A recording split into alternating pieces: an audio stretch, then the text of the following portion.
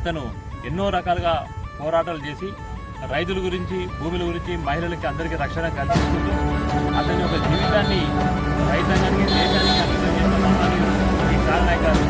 ఈరోజు అతని సమక్షంలో అతనికి ఈరోజు నివాళులు అర్పించడం చాలా గొప్ప విషయము. ఆ భగవంతుని ఆశీస్సులతో ఈరోజు కాలనాయక్ గారికి అభిషేకం జరిగింది.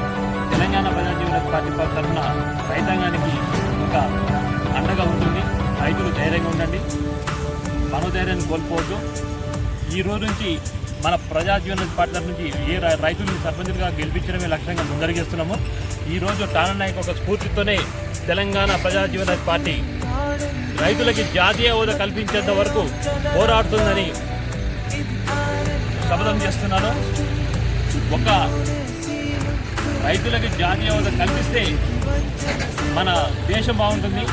ఒకటే కాదు, దేశానికి వెన్నుముక రైతు, ప్రజల జీవనాధారం రైతు.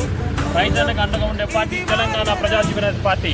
రాబోయే రోజుల్లో ఒక శక్తివంతంగా మీ ముందుకు వస్తాను, మీకు అండగా ఉంటాను. అన్ని పార్టీలకు అతీతంగా తెలంగాణ ప్రజాజీవన పార్టీ పోరాడుతుందని మరోసారి కాలనాయక్ యొక్క స్ఫూర్తితోనే మీకు చెప్తున్నాను. ధన్యవాదాలు.